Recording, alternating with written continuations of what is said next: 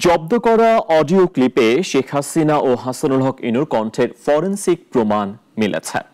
ট্রাইব্যুনালে জবানবন্দিতে একথা জানিয়েছে সিআইডি। এছাড়া ডিএমপির ওয়্যারলেস অপারেটর কামরুল হাসান জানিয়েছেন, গত বছরে 17 জুলাই কমিশনার হাবিবুর রহমান সর্বোচ্চ বল প্রয়োগ ও রাইফেল দিয়ে গুলির নির্দেশ দেন। অলিউল রানীর রিপোর্ট। জুলাই গণহত্যায় সাবেক প্রধানমন্ত্রী শেখ হাসিনার বিরুদ্ধে সাক্ষ্য গ্রহণে হাফ সেঞ্চুরি ট্রাইব্যুনালের 50তম সাক্ষী হিসেবে বেলা 1টায় আদালতের কাঠগড়ায় দাঁড়ান ডিএমপির ওয়্যারলেস অপারেটর কামরুল হাসান।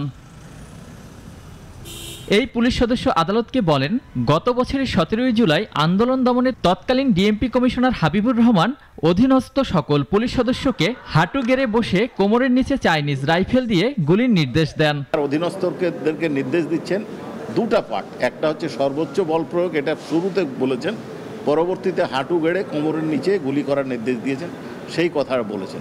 এর আগে বেলা 12:30টায় ট্রাইব্যুনালের দ্বিতীয় দফায় সাক্ষ্য দেন সিআইডি কর্মকর্তা শাহেদ জুবায়ের লরেন্স। এ সময় তিনি বলেন, জব্দ করা অডিও ক্লিপটি আওয়ামী লীগ সভানেত্রী শেখ হাসিনা ও জাসদ সভাপতি হাসানুল হক ইনুর, যার ফরেনসিক প্রমাণ পেয়েছে সিআইডি। সত্যতা সম্পর্কে উনি পরীক্ষাগারে পরীক্ষা করে রিপোর্ট দিয়েছেন যে দুজনের বক্তব্য, অর্থাৎ শেখ হাসিনা যে কথা বলেছেন এবং হাসানুল হক উনি যে কথা বলেছেন, সেগুলা তাদের যে প্রামাণ্য ভয়েস তার সাথে মিল আছে। তবে সাক্ষ্য শেষে জেরায় এসব অডিও এআই জেনারেটেড কিনা তা নিয়ে প্রশ্ন তোলেন রাষ্ট্রনিযুক্ত শেখ হাসিনার আইনজীবী।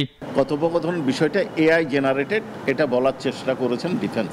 এআই জেনারেটেড নয়, এটা আমার সাক্ষী বলেছেন। কেন বলেছেন?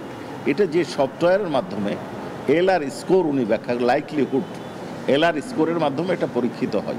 এদিন রাজধানীর উত্তরায় সংঘটিত মানবতাবিরোধী অপরাধে ঢাকা উত্তরের সাবেক মেয়র আতিকুল ইসলাম সহ 21 আসামির বিরুদ্ধে 22 অক্টোবর তদন্ত প্রতিবেদন দাখিলের নির্দেশ দেন আদালত। আর ট্রাইব্যুনাল 2-এ অনুষ্ঠিত হয় আশুলিয়ায় 6 জনের লাশ পোড়ানোর মামলার 5ম দিনের সাক্ষ্য গ্রহণ। অলিউল রনি, নাগরিক, ঢাকা।